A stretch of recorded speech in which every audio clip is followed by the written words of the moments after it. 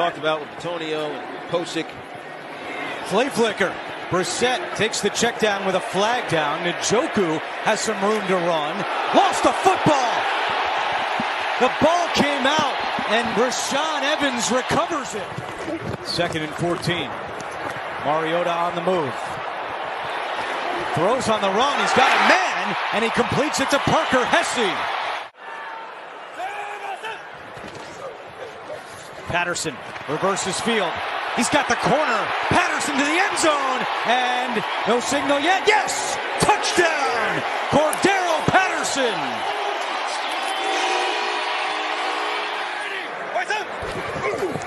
Back to Huntley. Trying to ride the hot hand. Good move! Huntley out to midfield. Something they haven't done in the previous 3. 7th play of the drive. The 7th run of the drive. And Algier turns the corner. Back to Huntley inside the 5, and he's in! Only fitting. First NFL touchdown for Caleb Huntley. And he gritties his way to giving the Falcons the lead. Looks like he's coming back in. He was questionable with a knee injury. Avery Williams on the carry. He's got a first down and cut down at midfield. 8:40 to go. And off to Algier. Around the right side, he's got some room. Flag down. Algier flying down the sideline. Still going. Dragging defenders. And Algier is finally brought down inside the 10. Yeah, the hold here is on Tommy Togiai, who was holding up the center, Drew Dahlman, so he couldn't get up to the second level. 4-yard attempt. Brissett in trouble, and he is sacked. Grady Jarrett brings him down. Brissett fires, and it's intercepted. Picked off by D. Alford.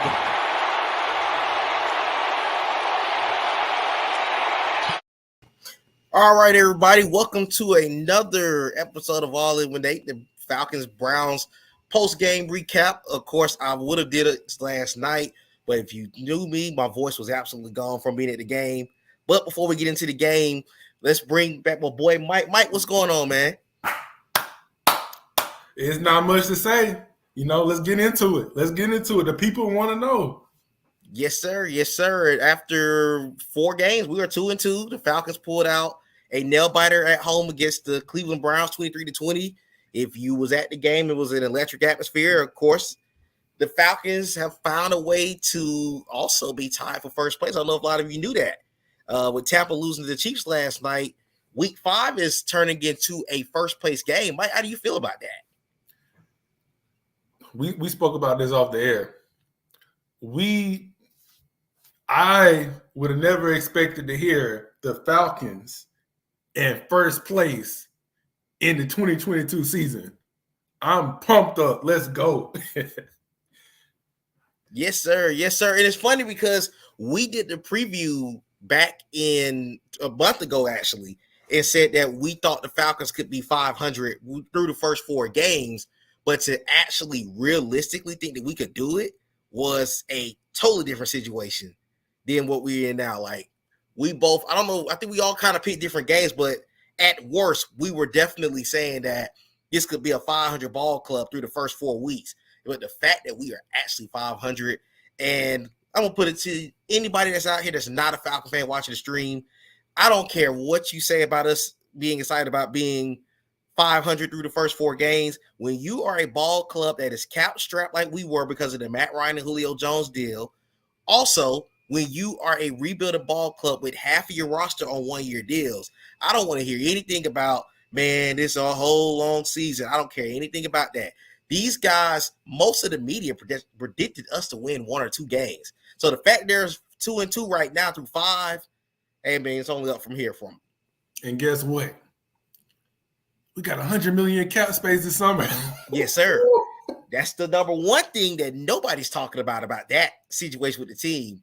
Let's see. JD, what's up, bro? He said these last 2 games were a make-up for the first 2 games. Absolutely. Absolutely. And we found a way to close.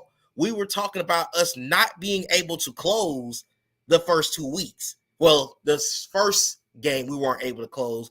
The second game, we nearly reversed everything in regards to the 28-3 stigma. But since then, the Falcon defense, but as much as we talk about how young that defense is, they've came up with key stops 2 weeks in a row. We got Richie Grant that had a pick last week for the win, and D. Alford, the CFL standout, came in and got an interception this week. Yes, sir. Yes, sir. He also said the Falcons should be I'm gonna say 3-1 just to be careful, because I'm not gonna take away from the Rams, even though we were coming back in that game. But Mike, what'd you say? I'm gonna say 3-1. I'm gonna say 3-1. The Rams dominated that game like we dominated the Saints for the majority of the game. You know, granted, I mean, the only reason we lost to the Rams is because we ran out of time. But that's football. You know, we got started late, we got behind the 8 ball, and you know, it is what it is. But 3-1, there's no way we should have lost to the Saints, but it happened. But hey, we 2-2, so we moving on. Yes, sir. Yes, sir. He also said he loved the defense in the run game. The rushing attack, I don't know if for all you that's tuned in, the Falcons are actually number 4. Entering tonight's Monday night game, of course, the Niners and the Rams got to play in about an hour. The Falcons enter tonight with the 4th best rushing offense in football, 4th in touchdowns a game, number 6 in yards per attempt, which is 5.1, which is miles ahead of the game what we were at this time last year. Well, actually the last 3 years. We have not had a running game since that last season, Devontae Freeman and Tevin Coleman together. And even then, it was still on a decline. So that's one thing. Another thing that we want to give the defense down. The defense still giving up points, of course.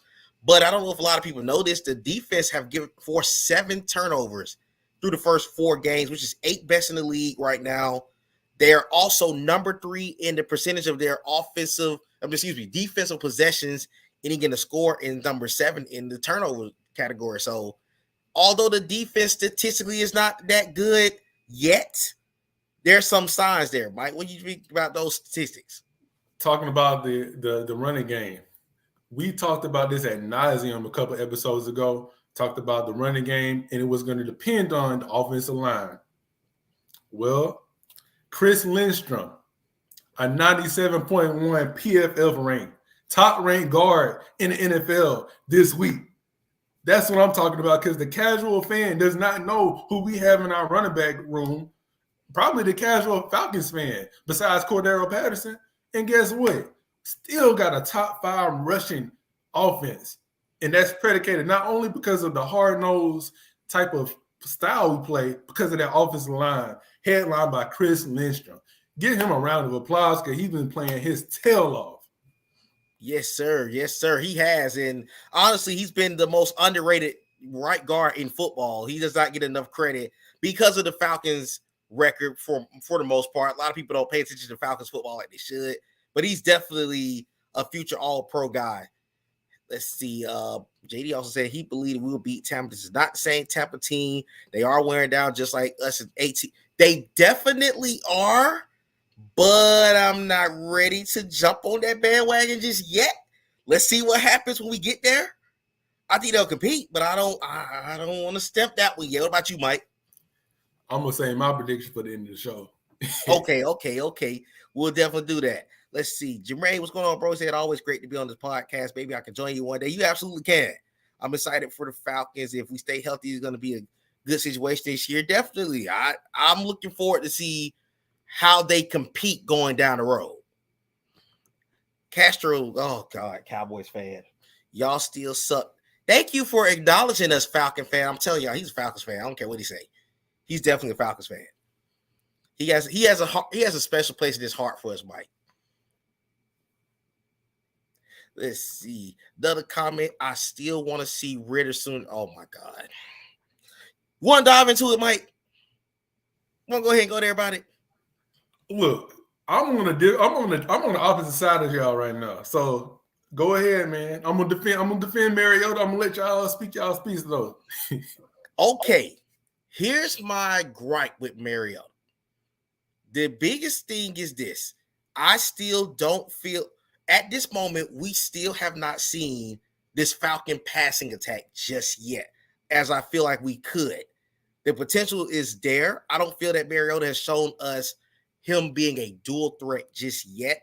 We actually have the second fewest pass attempts in the league with 98. I don't know who's worse than us, but we're second fewest. My only issue, one of my biggest issues with Marcus Mariota is sometimes he is the deer in the headlights mindset at particular times in the ball game.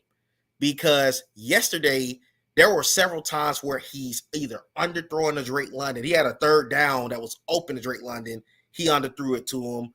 The interception that he threw that was on Denzel Ward was a terrible throw. Actually, Drake London was open a few seconds prior to him actually throwing the ball. But on the flip side, he's a mobile guy. He moves the ball down the field. He just have the turnovers at the most inconvenient time. And I promise you guys, if I see Drew Dahlman and Mariota mess up another snap in the fourth quarter, I'm going to scream. It happened yesterday. It happened last week. I swear it happens every fourth quarter. But I'm going to let Mike touch on why Mariota is working for us right now. Listen, I get it. I get all the gripes, the concerns. I'm there with you. It is frustrating at times. But what I will say is when he has his moments, he is as good as anybody. He had a stretch during the first half where he was making every throw. He was making all the right decisions. He threw a perfect ball to Damiere Byrd that should have been a touchdown. It looked like Damiere Byrd down because he didn't know if the ball was coming to him, or he just didn't think, or he lost the ball. I don't know what happened. If he lost the ball, it should have been a PI. But correct, good call. But that was a beautiful ball that he threw. He also made a really great play to Zacchaeus in the fourth quarter. Like that saved the drive. But he mistakes. I'm not here to defend it. Like some people in Falcons Nation, they'll defend certain players ad nauseum, regardless of if they're making mistakes or not. I'm not going to Mariota ad nauseum. Now I'm going to talk about his cons. He makes silly mistakes. For mistakes that makes it seem like he is focused at times. He's not 100% focused. Dropping a snap that hits you in the hand, it looks like it was a perfect snap to me. I can't defend that. Miss it like that play where it was a bad snap, it bounced off his hands. He had to scramble back and he threw it.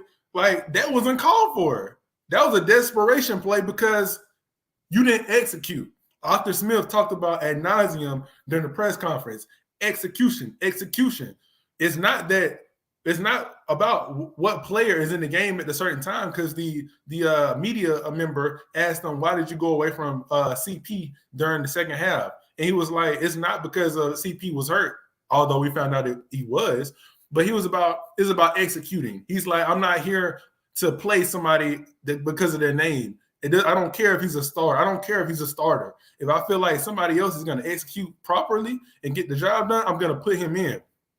So, to your point, and to many of Falcons Nation's point, if Mariota continues to show a lack of focus at critical moments like he has in several games, including the first game of the season against the Saints, where he dropped the snap, it's bound to happen, and Desmond Ridder's going to get his opportunity. I don't think it's necessary right now, but I can't defend somebody that's making simple mistakes that should not be made at the NFL level. So, with that said, if he gets benched soon, he gets benched. But regardless, we're going to ride.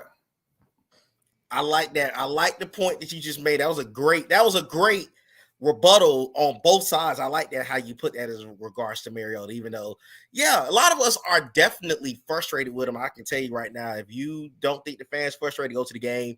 Believe me, they give it to him at the game. They gave it to him yesterday. But as Mike said, he has too many inconsistent moments. Like when he's locked in, there was, as Mike mentioned, that throw to Damiere Byrd.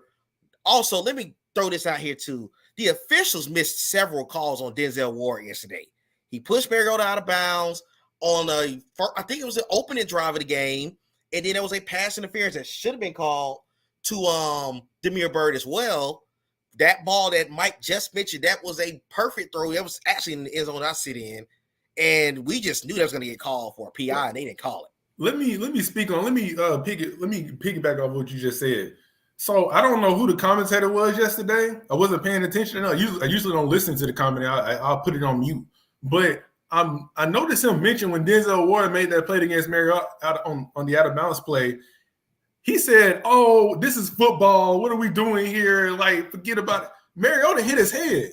We saw what just happened to Tua. Like, and we talking about, oh, it's football. Who cares? Let's move on. That's nothing. That man could have had a concussion. Like, what are we doing here? Like, the whole NFL, as far when it pertains to concussions, it needs a complete overhaul because, like, are you tone deaf to make that statement? It was blatant that Mariota hit his head when he was pushed. Like, come on. You're right. I like how you put that, though. And I definitely think that the league is kind of inconsistent with their safety protocols because one, like you said, the Tua incident makes you realize, hey, they need to take it more serious. But then you have moments like that where, of course, us as fans, like, of course, it's football. But if you're going to call it one way, call it all through everyone. So that is a great point that you made. Let me go to hit some of the rest of these comments to catch up on. I'm loving the running attack, but can't get real excited. Okay, yeah, we covered that about the quarterback situation. Do respect that. We were pretty good last year rushing. We really weren't. Cordero was good for us, but you remember we had Mike Davis back there, and Mike Davis was terrible. You see where he's at now. So, yeah. Let's see. They forced several turnovers getting sacks. I haven't seen that in years. Yes, the defense, they're tricky. It's like, but I still have my gripes with Dean Pease. Now, there is something I do want to point out. I don't know if Mike noticed this yesterday. We talked about this before the first game of the season, where every time Lorenzo Carter and Arnold Ebiketie lines up on the outside together with Grady Jarrett in the middle and whoever else is playing DT, whether it's Taquan, whether it's Anthony Rush or whoever, they get pressure on the quarterback. That was the four that got pressure on the quarterback on the game-winning drive that got the interception. Lorenzo Carter is a menace in that backfield when he gets on the field. My problem with the scheme from Dean Pease is there's several times where you would see Adonai J, Anthony Rush, Grady Jarrett, and Taquan Graham all on the field at the same time. To me, that is 4 D tackles, more so than two edge rushers and 2 D tackles.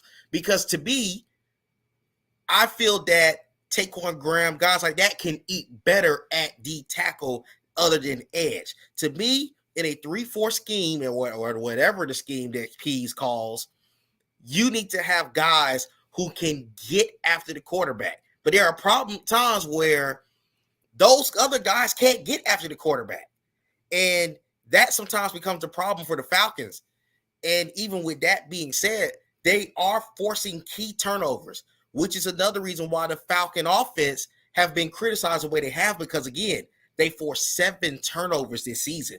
That's incredible for a ball club who could barely sniff a turnover last season. So, again, that's a great point that you're making right there. Let's see. Let's get to the rest of the comments.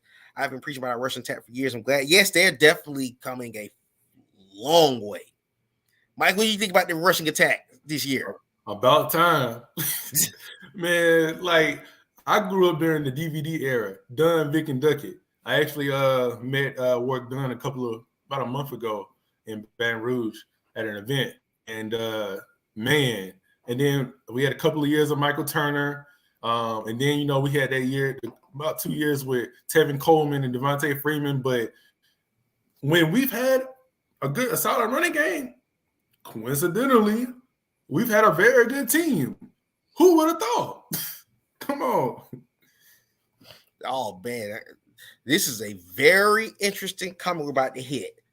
Is Calvin Ridley done for the Falcons? This is a hard question right now. I think personally speaking, he made a mistake that was a league issue. So it's kind of tricky to hit. It's kind of tricky to see this right now. He's suspended for a year, but it also depends on what the Falcons choose to do. Because to be honest, we were able to save that $11.5 million with not being on the team this year. But when you look at it from a football perspective, if you put a Calvin Ridley with this offense in 2023 with a better quarterback back there, you might have a problem offensively in a good way. So it's a trick. It's going to depend on how serious the front office view that gambling situation. He got suspended for a year. The league made their decision. So I don't know. I can't say yes or no to that right now, Mike. What do you think about that? I actually this a couple of episodes ago. Team Ridley, I'm Team Ridley. Bring them back. The NFL, just like we talked about concussions, the NFL picks and chooses when they want to enforce right now. If you keep up with the NFL, they pick and choose what's important to them. There's a lot more things important than gambling, especially on the game that you didn't even play in. But we're not going to get into that right now, like I said.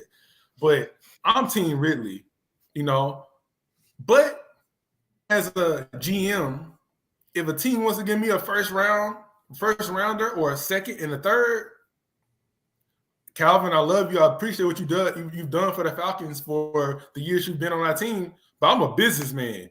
Give me that second and that third or that first, and I'm gonna go out and get the receiver, or I'm gonna add people who need it. So hey, it's a win-win in my opinion. Back, you got an even more dominant offensive attack, and you don't have to spend draft capital on a receiver next year, or you trade him, get draft capital, and you can choose to get a receiver in the second, third, or fourth round, wherever, or fill the holes in position that you needed more. So as far as I'm concerned, bring them back. But if we don't, hey, it's a win-win in my book. I agree 100% there, bro. Jay, what's up, bro? Said Falcons to the Super Bowl. I said what I said. Hey, I would love it. I would love that. You just don't know. They would hate. They would block me on Facebook if y'all know how I get down about the Falcons. Anyways, let me get to the rest of these comments. Okay, Castro, don't ignore me. I love you too, bro. Leave me alone now.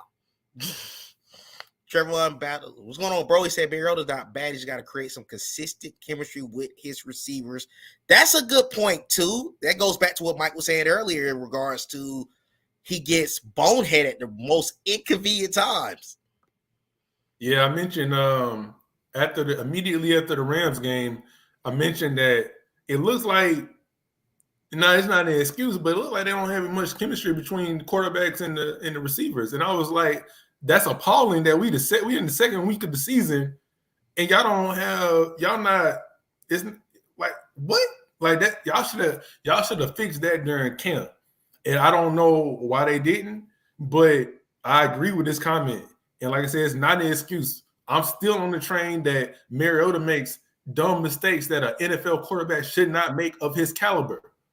However, we can't ignore the fact that there seems to be some type of chemistry issue with getting guys open or anticipating throws or the receivers anticipating the throws from the quarterback. I don't know what that's about, but it probably has something to do with why we won a game yesterday with only 7 completed passes. That's insane. Exactly. You're right about that. He said, I get it, but I'm worried about Marcus Mariota when we have to rely on his passing. Can he get it done? I mean, if we have to eliminate the rushing attack and pass 60, we're going to find out about that this week because Tampa's one of the better rush defenses in the league. Maybe even against San Francisco, we're going to find it out too. Then we got 2 good teams that are good against the run.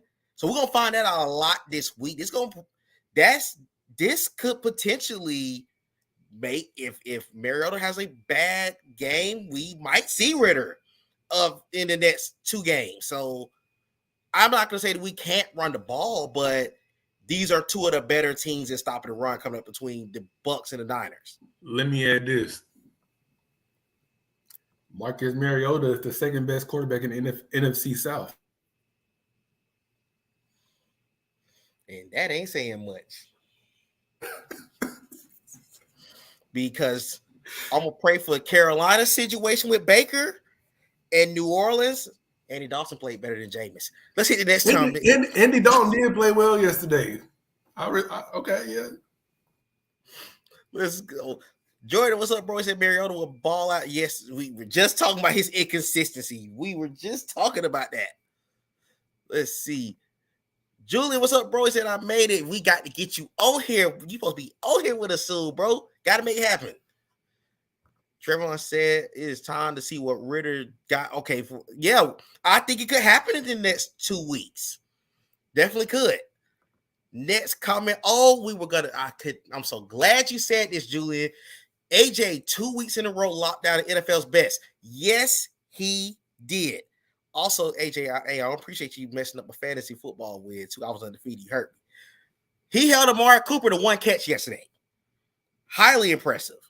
DK Metcalf, who went stupid on the Detroit Lions yesterday, was under 65 yards last week against AJ Terrell. Dean Pease finally started letting him man cover freaking receivers. The first 2 weeks, he let him zone coverage against Michael Thomas and Cooper Kupp. Why? Finally, they're letting the man play his game. What you think about that, Mike? Exactly. You cannot. AJ Terrell's an all-pro corner. You can't, but still, you handicapping him by putting him in zone against Flat Boy and Cooper Kupp. Like, come on. We can't do that. No disrespect to my namesake. I know. You the real Michael Thomas. But yeah, on the serious note, I'm super, super excited about AJ having 2 solid games back to back, because I was kind of concerned after the first 2 games, and I was like, I'm hoping he's not regressing or having one of those slumps after a young player typically has after having a couple of really solid seasons. But he put my concerns to bed over the last 2 weeks, and I expect him to continue to lock down that side of the field. And for some reason, he's still one of the more underrated players, not just in football, but all of sports. Like, come on. Like, people don't talk about this man, but this man is a bona fide top 5 corner. He doesn't get that respect. I don't get it. But guess what?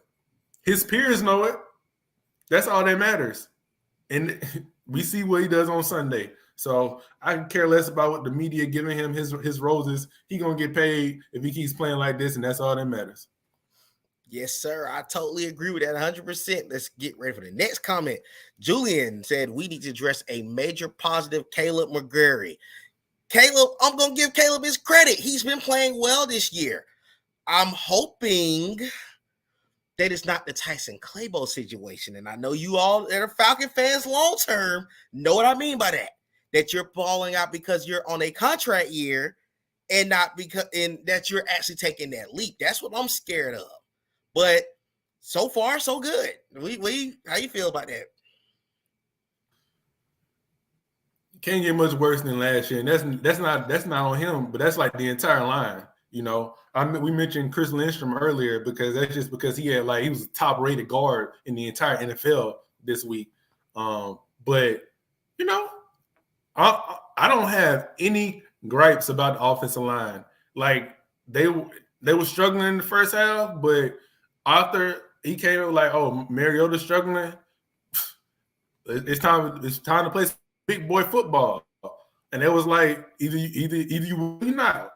If you're not with us, we're gonna put somebody in, but we're going forward. And I think those guys really trust Arthur. They've totally bought into the type of team that he wants to be, the players that he wants. Because during the post-game interview, Chris even mentioned that Arthur came to the offensive line and told them, let's go. And he was like, for the first time in a while, he feels that everybody has bought in, especially on the offensive line, and that it doesn't matter who's behind them, lining up to run behind them. They're going to do their very best. They're not going to quit. And it's going to be a 60-minute game. And it doesn't matter if they get beat on one play, they're going to come back and get in the very next play. And that type of attitude is something that we have missed on this offensive line as a whole for a long time. You are so right about that too. Let's see. Okay, June said our pressures are way up. Yes, they are. Yes, they are. Jay Lee said that the snap was bad to me. He's talking about the fumble. The bad snap was bad to me. Can't snap the ball level headed on the center. Yeah, Mariota could have caught it, but it's on the center. I don't disagree on this either because Drew Dalman is not a good center. I don't agree with him being as our center. I think we're going to get a center in the draft or maybe go get a veteran like in free agency because he can't be our long-term center because Drew Dalman does this kind of often. And he may be the person that's getting masked through the offensive line right now. As good as the line been, Drew Dalman has had his moments. What's your thoughts on that, Mike? I mean, I agree. I agree with Jay Lee perfectly. Like I think I mentioned that, you know, it could have been a bad snap, but like Jay Lee said perfectly, it was still a snap that he should have controlled to Dalton. It's 4-10. You know, we saw what we saw last year, and you know, I'm content. I'm still saying I'm content with the offensive line right now. Nobody's perfect. He's certainly not perfect, but as for right now, he's the short-term answer, and that's all we can go by right now. We'll address that during free agency or with that $100 million cap space or through the draft. But yes, I do agree he's not the long-term solution, and I don't foresee him being the starting center next year. Yes, sir. Okay, let me knock all these Calvin Ridley ones out the way. Julian said Calvin playing Zacchaeus' role would be, yes, sir. Calvin and Zacchaeus' role would absolutely eat in this offense now because, and this is nothing against Zacchaeus because Zacchaeus has actually been a very productive number 3/number 4 wide receiver in this offense. But you bring back Calvin Ridley, if they can get those things figured out within the organization, that could be a problem for the Falcons in 2023 in a good way. Let me get the rest. I'll take that back about Calvin Ridley. Yeah, that's how I feel about it too. That's why I'm not really going to just jump the gun and say he's done in this scheme because I don't know. Adding the speed. KD, what's going on, bro? Said adding speed wide receiver to this offense will be dangerous. We haven't had one since Taylor Gabriel during the Super Bowl season, so we really do need and I think Damiere Byrd could be that role, but again, we got to see what a passing attack does because he definitely smoked Denzel Ward on that route to the end zone that should have been a PI. I think if we do, you know, trade Ridley this offseason and swap him for some draft capital, there's some burners in this year's draft. You know, you have some options that are not going to be first or second round or first or second round guys. They might be there on day 2, day 3, but there's some guys that they can take the top off, and I think that's going to be addressed. That's the next step. You know, we have to establish what we have now. Still not getting the ball to Kyle Pitts enough. Drake London had 7 targets yesterday. Kyle Pitts is not getting enough targets. I get it. I get what Arthur Smith is saying, the right thing about everything, because he doesn't want to throw his quarterback under the bus. But when you win 2 games in a row, you can't really complain about it. But I will say, as soon as you start losing again, the media is going to start, where's Kyle? Where's Kyle? Where's Kyle? But as long as you're winning, you know, everything is copacetic. But that needs to be addressed at some point because Kyle Pitts is too good. And now, didn't we pass on Jamar Chase to draft Kyle Pitts? Yeah. So, moving on. Oh, man, let's go. Okay, he also agreed with what you were saying about it was a win-win for the Falcons as well. Shaq, what's going on, bro? He said, don't understand why y'all don't take the 49ers approach as far as offense. Make it simple and sweet. Utilize Patterson as a wide receiver and running back. Pitts has so much potential to wake. You are absolutely right. You are speaking everything that we are frustrated about with this team, and and Arthur Smith is a good coordinator. He just needs to put it together. He actually calls it a good offensive scheme. It's just it's inconvenient. it goes wrong at the most inconvenient times. I will say this. I'm sorry, Nate, for cutting you off. Go ahead. I will say this. I don't remember the numbers exactly, but A.J. Brown's numbers were better when Arthur Smith was the coach of the Falcons. When he was with Tennessee, he had that great year last year. And I'm not saying he didn't have a great year the year before, but there were several games where Corey Davis got the bulk of the targets, and that was even before Brown took off as the upper echelon receiver in the NFL. So maybe that's one of his he doesn't have a lot of weaknesses on calling the game, but maybe that's one of his weaknesses of getting his star player on the outside the ball. Maybe that's something that he's still developing as an offensive mind. I don't know this to be true, but that's just how I see it, because A.J. Brown, he took off last year when Arthur Smith was gone. So maybe it's something there. Maybe it's not. Maybe I'm just making that up, but that's what I see right now. I definitely agree with that 100%. Let me catch up on these comments. Ken, what's up, bro? He said Ritter has to be the man going forward. I think as I was talking about earlier, I do think that at some point we could potentially see him down the road for sure. Let's see. Kevin said D offered or Casey Hayward. D offered. I'm gonna be honest. Casey Hayward to me is more of I'm trying to get AJ Terrell because Casey Hayward was a solid corner in this league for a long time. I think he's more so in that role. He's trying to get AJ to work on any techniques to kind of better AJ Terrell, who's entering his prime. So long-term D offer, short-term Casey Hayward. What you think? I agree. I think you said it perfectly. Short-term Casey, long-term Alfred. Casey, he struggled. He's made some boneheaded plays, but overall he's been pretty solid. But his mistakes have been brutal. Going back to that Saints game late in the fourth quarter when they were making that run, he sat on a route. Brutal. Against the Rams, I forgot what particular play it was, but brutal. But it as all things, they even out. He's doing okay. He needs to improve, but overall, I'm satisfied. But as Nate stated, D out for long term, Casey short term. We're gonna go what we got right now. Let's see. Ken said, I tried to tell you about AJ Terrell on deck. Let's get this. Let's go ahead and hit this again. We've been doing this since 2020. My very first live was here. He was actually here with me when I did it, and I would never forget. And Mike, you actually watched that first live. I know you know what I'm talking about. There was a huge percentage of y'all on here going in on that AJ Terrell pick, talking about, well, he was faced off against Jamar Chase and Justin Jefferson. Now sit down and think about who you just said. Jamar Chase went to the Super Bowl last year. Justin Jefferson is a top 5, maybe even better wide receiver in football. Both of them actually are, if you think about it long term, for both guys. And now look at AJ Terrell's situation. So are you going to really do that now? Looking back at that game 3 years ago, are we going to do that now? Or are we going to look at it from a hindsight right now and say he was going against 2 future studs in the NFL?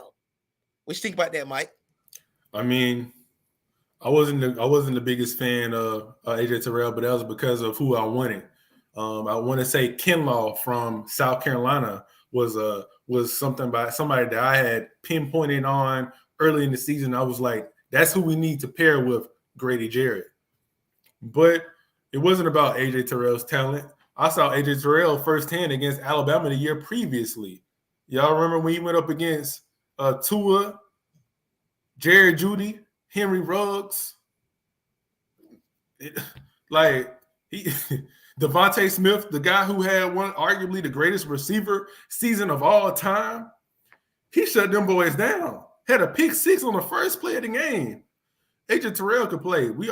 Anybody that watched him play should have known that he can play. Everybody has a bad game. And like Nate said, he went up against arguably two of the top 3 or 4 receivers in the NFL today. And, you know, he had a bad game. He didn't have a great season to his standards that year, but he still had a top 5 season as far as college football is concerned, as far as defensive backs. You know, AJ was fine, and I agree with you, Mr. Jackson. A lot of people have walked back their take on AJ for a while now, and they're still doing it. And when he ends up in the Hall of Fame, you know, that's going to be old takes exposed on Twitter. You know what's so funny about what you just said? And now that you sit here thinking about that, that was the national. He was in that part of that national championship team with Clemson, and then he lost to LSU that following year. And then just think about that offense. They end up actually 2 of those guys in the Super Bowl last year. So now you got to look at fans got to look at that thing long term. Like these guys was in the national title game against each other at one point, and they were in 2 of them was in the Super Bowl recently. So that's a great point that you made. And Tavius, what's going on, bro? He says should hold out on Ridder as long as we can to get the line more chemistry and let him watch the game more. I don't disagree with that either. I don't disagree with that either. Although I want to see Ridder at some point, I don't disagree with that either. Ken said with Falcons are 4-0 if Ridder's the starter from day one. Ooh. I don't know about that. It's possible. I mean, it's possible. We won't know now, but hey, I like the confidence in the young boy. Yes, sir. Oh, Katie said, shout out to Grady Jarrett. Continue to be one of the best DTs in the league. Definitely top 5. I say top 3. He has forever been one of the most underrated D tackles in the league. And I hate to even throw up Madden right now, but even Madden disrespect the man. The man is 85 normal, I believe. He was a superstar at one point. They don't even pay him any attention because he don't put up the stats of your average defensive tackle. But if you watch the man play, he's wreaking havoc every single game that he plays. And at first, like I even mentioned it on my Facebook yesterday, although initially I was cool with shipping him and getting some capital for him, I'm glad we didn't because he's played a big part of why we won the 2 games that we just won. Exactly. When you watch the NFL 100, some people don't put much credence into that because they think it's biased. But his peers always rate him very high. And I'll go back to this. Julio Jones will always have one of the greatest catches in NFL Super Bowl history that nobody will ever remember because we lost. Robert Alford will have one of the greatest plays in football history in the Super Bowl that nobody will ever remember because we lost. And Grady Jarrett dominated the offensive line for the Patriots. He dominated them as a young buck, and it won't be remembered because we lost. Grady Jarrett from day one has been a bona fide stalwart in our defense, and he still gets disrespected. But as we saw earlier, he got paid because the Falcons know his value, and that's all that matters. And and most fans, I think most of y'all know it, but for the ones of you that don't follow the Falcons heavy, y'all do know who his dad was. The Hammer, Jesse Tuggle, who was one of the stout middle linebackers in football for years. So, guy been solid. The guy came from another solid Falcon in franchise history. So he's gonna leave his legacy as well. Let's hit some of these comments so we can kick these last 2 parts we got to do. Who are you elevating as the starting running back for next week? Huntley are out. Oh my God, this is so tough because both had such a good game yesterday. I think they're gonna go in with Algier as the starter, but you got to mix it up with both of them because to me, what I loved about what I saw with both of them yesterday is it's more so we helping the team win, but it's competition. Like, Huntley came in the game like, look, y'all brought me in from the practice squad. I'm about to go out here and bust this 10-yard run, 12-yard run, 15-yard run. I'm about to carry us in the end zone. Algier came out, all right, about to give me a 15-yard run, a 20-yard run. So you love what you see from the rushing attack. These boys were battling neck and neck, as if, hey, man, look, this is my job. It felt like a preseason game in a way that them two were battling back and forth because, again, although Clowney and Myles Garrett was out, this still was a pretty solid Browns defense that you were going against, and they were gashing them. Mike, what are you thinking about that, bro?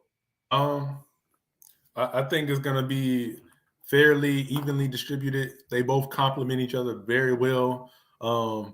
Before I get into that, I feel like this is going to help us as a team get even better down the road because it's going to give Arthur Smith some wiggle room to be like, oh, I can trust these guys in the backfield, so therefore I can move Cordero around even more, making us even more deadly. You know, I can line him up beside Drake London and Kyle Pitts. And then we have two running backs that are capable, that I trust, that can get it done in the backfield. That makes us even more lethal. But they complement each other. I made note during the game, Huntley had a different burst that Algiers didn't have. Like, if you notice, when Huntley came into the game, it shifted. Like, he was like, this is my opportunity. I'm going to run through a wall. I don't care who it is. I'm running through you. And it shifted. And I think that kind of sparked the offensive line so that when Algiers came back in, he started ripping off 20, 15, 20. And then, Avery came in and made in the backfield as well. So I think Huntley kind of lit a fire under the entire offense. And they were like, oh, that's what we doing? Let's go. So I think if we rush the ball 30 times against Tampa, I know they have a great rush defense. If we rush the ball 30 times, I wouldn't mind seeing 12-12-6 or 13-10-4, something like that. But I feel like they'll both get their touches. I like that. I like that point that you made. The last couple before we hit the box score and another thing we want to really hit on before we hit the box score. Okay, he said need to get Kyle Pitts more targets. I can't keep him in my lineup for fantasy. Oh, man. Don't tell Arthur Smith that. Arthur Smith already said he don't care about fantasy football. What you think about that, Mike? I agree, man. I had to put him on the bench, but hey, it is what it is. But yes, but Nate, before we get to the box score, I had a few more notes to get to real quick. Okay, go ahead. I don't know who it was, but first week you were spot on when you said that should we expect something out of Taquan Graham, and all of us were like, because where he was drafted, that should not be put on him. But Taquan Graham has been a very, very solid player for us. He made back-to-back plays on first and second down on the goal line to put pressure on Jacoby Brissett, and he stuffed Nick Chubb right before halftime at the 7-minute mark. The Browns will ultimately score, but the fact that him by himself, he got us to third down, an opportunity to get the Browns to have them settle for a field goal right before halftime and, take the lead into halftime. We didn't get it done, but for him to take that on himself, like he's been very surprising to me, and I'm very satisfied that our scouting department discovered him, and he's been a very, very vital aspect of our defense. Malone, defense end, outside linebacker. He also made a great play in the backfield on Nick Chubb. Troy Anderson, he made an open field tackle on Nick Chubb on a swing play to Nick Chubb, and out. He broke down. He actually got there before AJ Terrell. AJ Terrell had a running start. He got there before AJ Terrell, and he slowed down. He broke down to make sure that Nick Chubb didn't make some type of move, and he got him in the backfield. And now I know some people are like, well, Nick Chubb is not Christian McCaffrey or Alvin Kamara. I don't care.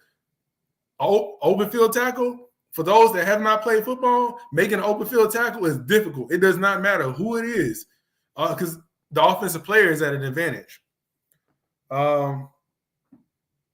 Let's see.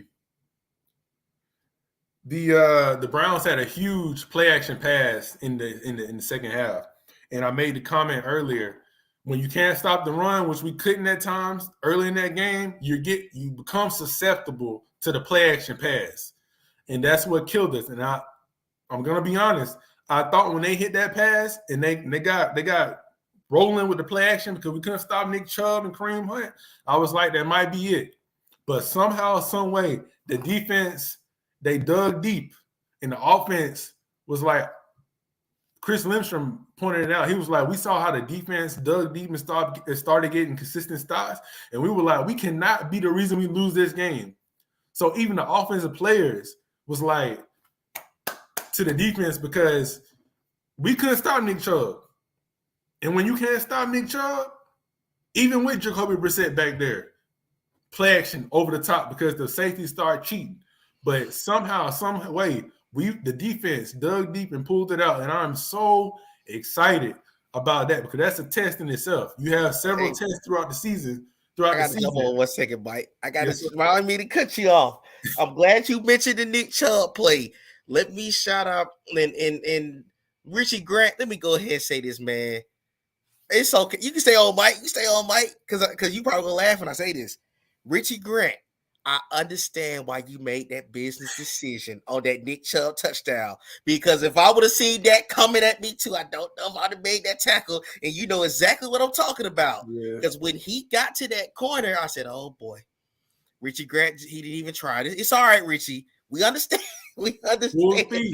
Full speed, too. Full speed, Nick Chubb now. He was not trying that. He definitely wasn't. But I love that. That was a buddy that made that point about Taquan Graham. And he definitely has stepped up for sure. Yeah, that was a very good point. He is a good eye because I didn't even notice that. I wasn't expecting much from him, but for him to point that out, got to have him on the show. Yes, sir. We got to get him on here. And before we get to the box score, me and Mike was talking about this before the show. Let me share this tweet from Grady Jarrett because this is kind of what we want to talk about a little bit before we hit the box score. He tweeted this at 2:23 this afternoon. The tweet said as follows: MB Stadium has been so lit this season with great energy. Atlanta fans, we appreciate you. To add to what he's talked about, which is Grady Jarrett is referencing first thing first. Let me point this out to Falcon fans. If you have not been out to this game this season, it's fine. But I have to say this right here. The Falcons fans, I got to salute you guys. Y'all have turned out for them first 2 games. Number one, let me salute this right here. The Falcons had 70,078 fans for the New Orleans Saints game, which was a pretty good crowd. Yesterday was 69,436 against the Cleveland Browns, which is a very impressive crowd for a game where fans don't really, I'm going to be honest, your casual fan doesn't know about the Cleveland Browns. They may know about Nick Chubb who went to UGA, but you don't know about a Kareem Hunt or a Amari Cooper, especially Deshaun Watson, who's serving his suspension right now. You don't know about a Jacoby Brissett, but Falcon fans turned out. The home atmosphere was good. Again, I'm going to make this clear to everyone that gets on here and tells that bold-faced lie that Falcons fans aren't real. You have to put a product on the field that is exciting to win ball games. The Atlanta Braves put 3+ million people in Truist all season long coming off a World Series. The Hawks had their best attendance numbers in years last season because of a Trae Young. If you put a productive product on the field, the fans will show up. So clearly, the Atlanta Falcons fans do support the team. You got to put something on the field worth watching. And honestly, the last couple of years, the more that we lost, the more that we were in need of a revamp, it is no jab at any former players on the team, the less the fans came out. Last year, the Falcons had 67,816 as an average. That was 15th in the league, middle of the pack, but they were 26 in attendance percentage, which was 90.1%. They're already up to 94%. So that's telling you if you put something on the field that's worth watching, they're going to come out here. Mike, what do you think about that? Exactly. It had become stale. This team had become stale. The offense wasn't exciting. The defense wasn't good. It was stale. So regardless of who or what you feel about certain players, it was stale. The proof is in the pudding. There's no argument. There's no discussion. It was stale. We needed something new, and now you see the fruits of it. And now that you've put a better product out there, You got young guys out there. You got veterans like Grady that are meshing well. You got an exciting brand of football.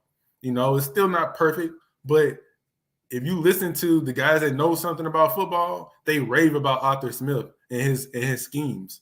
Like, he is doing something that we have not. We always go for the defensive-minded coach. We finally went for the offensive-minded coach. It didn't work last year, But we won 7 games with a terrible roster. 7 games with that roster. There's not many NFL coaches that could have won 7 games with that roster, but we did. And for those that thought that, we're going to win 2, 3, 4 games this year, how? The roster improved substantially. So, the fans are excited. Grady has been as loyal as any player has ever been to this city. And I'm just excited. I'm excited for the fans here. And I want to add this. I live in Louisiana. I see Falcons fans all the time. We in Saints country.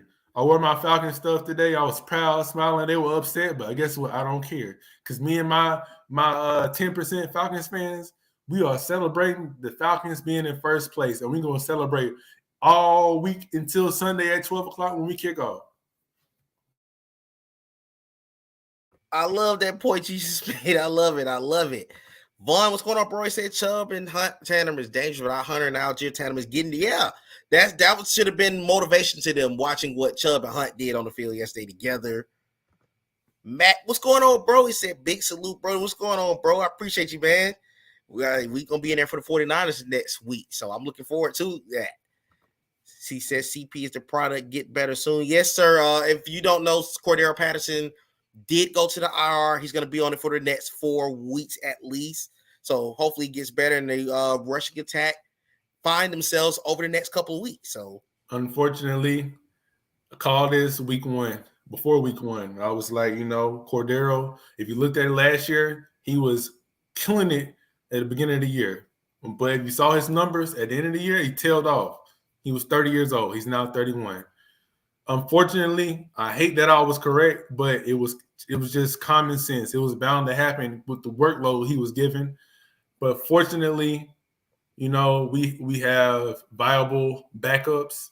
I wish we could have discovered what they had sooner, but better late than never. This will potentially give Cordero his legs a rest for a couple of weeks, so he'll be fresher for the end of the season. So, it could be a blessing in disguise. That is so true. Let's see. He also said I would start Huntley, but they say, yeah, I feel the same way. Huntley definitely was the spark that lit the plug in that win yesterday, but I do think they're going to start Algier because of the position that he's in right now. Algier, I think he led the team in rushing yesterday. So I think that's for that reason he's going to get the start. But let's go ahead and throw this box score up here. We've been talking about the game, so we can actually add the box score to back what we've been talking about. Let me pull it up here. Okay, now to the box score from yesterday. This is coming up here. Go full screen. Okay, there we go. Jacoby Brissett was 21 of 35 for 234, no touchdowns. He had a rushing touchdown where the defense made it look like he was a diet Michael Vick, but we're going to leave that alone. He had an interception thrown at the end of the game, got sacked one time, that Grady Jarrett sack, had a QB rating of 68 flat.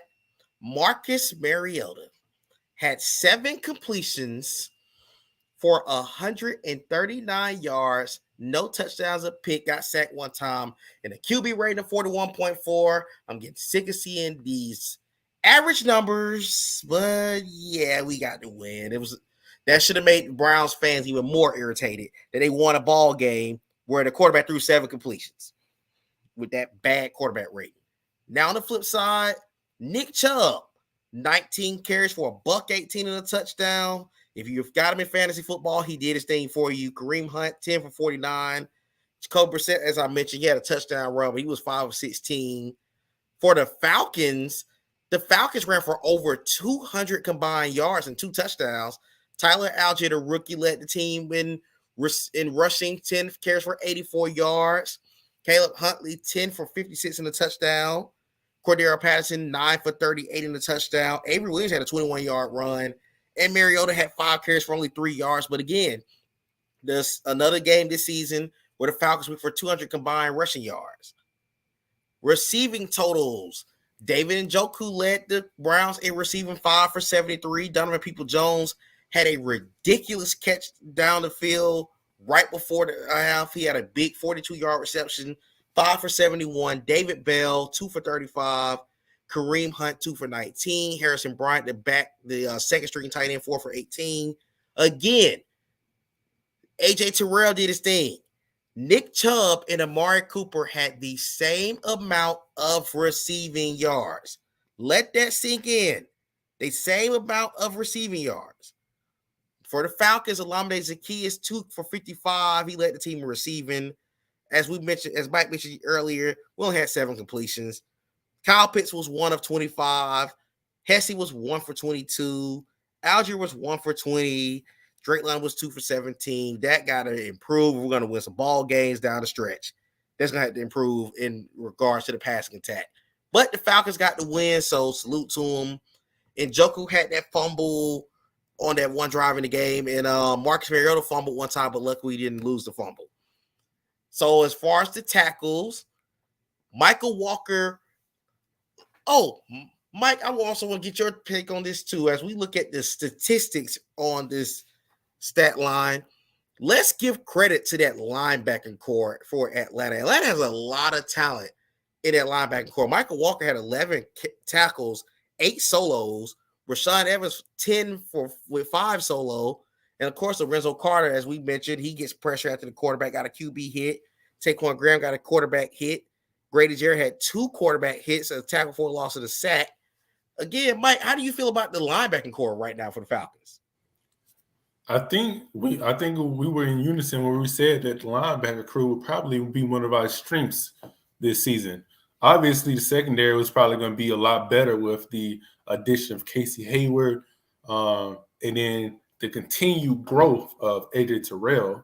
I think we all thought that maybe the defensive line would be the weakness because you had Grady Jarrett, and you had a lot of talent around Grady Jarrett, but you had a lot of youth around Grady Jarrett. We talked about the disappointment that Marlon Davidson out of Auburn has been to this point. And, Grady didn't have a lot of help, which was even more incredible, the things that he's done over the last couple of years. But the linebacker crew was kind of like that question mark. You had a lot of big names that the average fan knew of. Rashawn Evans coming from the Titans, Renzo Carter being in New York. Like, you had these names, and with the addition of the players that we already had, our youthful talent, it was kind of like, they could be pretty solid. But you didn't know how the veterans, the mixture of the veterans, plus you had Deion Jones as well, even though the Falcons attempted to trade him during the offseason. He was on the roster. He's hurt now. But you were like, this linebacker crew can possibly become a strength, but we don't know. And like you said, Nate, they've played very well up to this point of the season. I'm very impressed, and it's becoming a strength of this team, of this defense, and that's something that we've needed.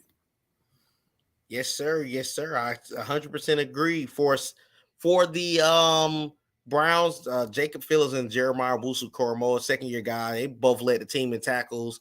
The sack came from Jordan Elliott, one of the backup guys. As you see, a lot of guys got a chance to make a play on the ball. Of course, Denzel Ward had a pick on that dump pass from Marcus Mariota. D. Offer had an interception, the game-winning interception, matter of fact. And it was a lot of punting yesterday. 1 punt from the Browns, 2 from the Falcons. Young Hoku again, 3 for 3. Kate York had a good day kicking field goals as well. So it was a good ball game. Like, if you tuned in, it was a very good ball game. And just glad to see the Falcons pull the win out to go to 2-2 through the first 4 weeks. And again, like we said, this makes this Sunday's matchup against Tampa Bay very important because both teams are in first place. Never thought I would be saying that about this rebuilding Falcon team through the first 4 weeks, but as we get ready to wrap up from the Browns game, Mike, what are you looking forward to in the Bucs game, and are you ready to throw a prediction out for the Bucs game? So before we leave the Browns, I just wanted to point out 4 of the 5 or maybe 4 of the 6 Browns quarterback hits came from secondary players. Now I get it. Myles Garrett wasn't there, so you had to develop some type of pressure from other areas of your defense. But that's just something to note. I'm sure the coaching staff is going to address that, but you can't have if you're having secondary players getting in the backfield hitting your quarterback, you're not winning that game. On to this game. So Marcus Mariota is going to have to play better. That's common sense. You're not going to be able to complete 7 passes to beat the Bucs.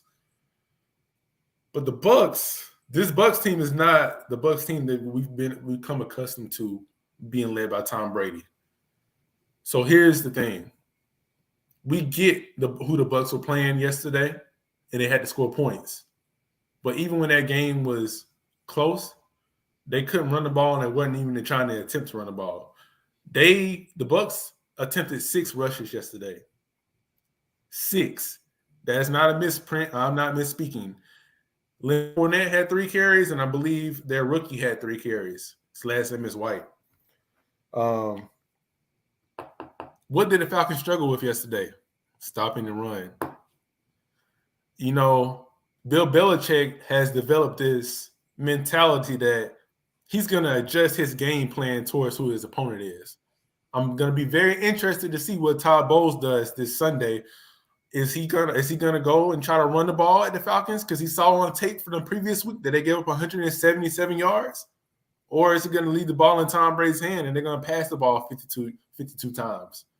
As great as Tom Brady is, I'm confident in our defense that if they sit back and they take the same type of game plan that they use against the Chiefs, Falcons are going to win this game. I think where we're going to struggle is that if they try to run the ball and they develop a rhythm running the ball, it's not going to be Jacoby Brissett in the play action that's going to kill you. It's going to be Tom Brady slicing and dicing your defense. So the Falcons need to address their defensive shortcomings on the run early and immediately because the game can get ugly. But if we can establish that no, Leonard Fournette, you're not going to be able to run the ball on us, and we can keep them to under 3.5 yards per carry, and you got to force Tom Brady to throw the ball, Falcons got a chance to win this game. So I know that I'm not trying to make this a cop-out, but it quite literally depends on the offensive game plan for the Bucs. But I'll be fair because you want to know. I'm going to go with Falcons in the upset. I'm going to go with the Falcons in the upset. I'm going to say that Marcus Mariota plays his best game of the year. I'm going to say that this team is going to hear all the noise. Granted, they really probably don't even listen to the noise. They only listen to the guys that's within the locker room. But they know that nobody's predicting them to win this game, to even be competitive. But I've seen what I saw from the Bucs this season. I've seen what I've seen from this Falcons team. Quite literally and easily could be 4-0. I'm going with the Falcons, not because I'm a homer, not because I'm biased, but because I've seen enough and I feel confident enough that this team is not going to quit and this team is not going to get blown out by the Bucs. This is going to be a competitive game. And with all the things that the Bucs have had, Tom Brady's had going on in his personal life that's literally impacted, I believe, the team this year, I believe the Falcons are going to have a chance to go into the fourth quarter with a 1-score game and either hold off the Bucs or come back and win this game.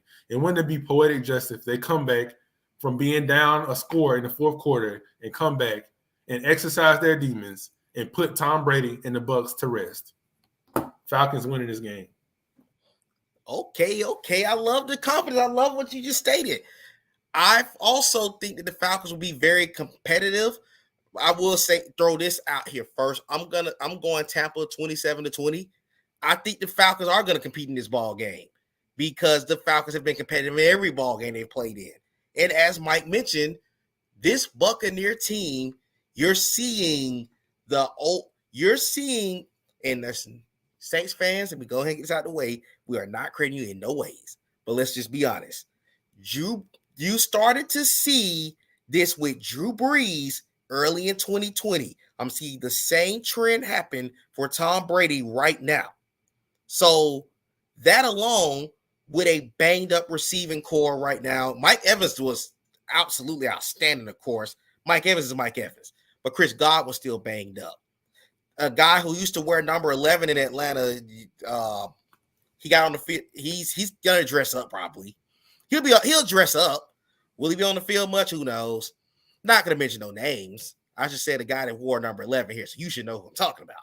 Anyways, like Mike mentioned, if Leonard Fournette can run the ball, the Bucs have a very strong chance of giving the Falcons problems because, of course, the Falcons have been very bad against the run all season long.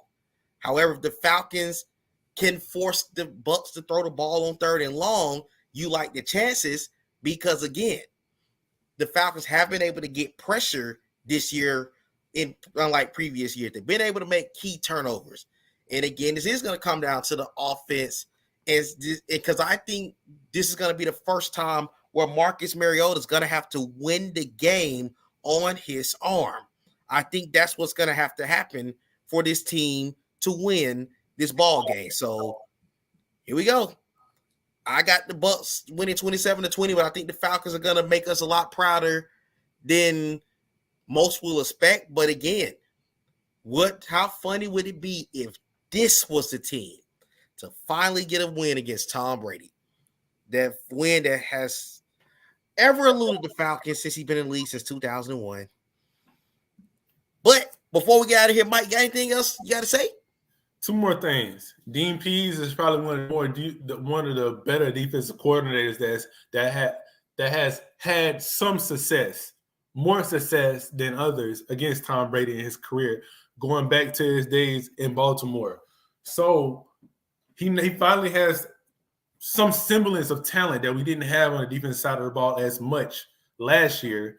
We have that at different levels compared to last year. We have it in the secondary. We have it on the line. We have a linebacker.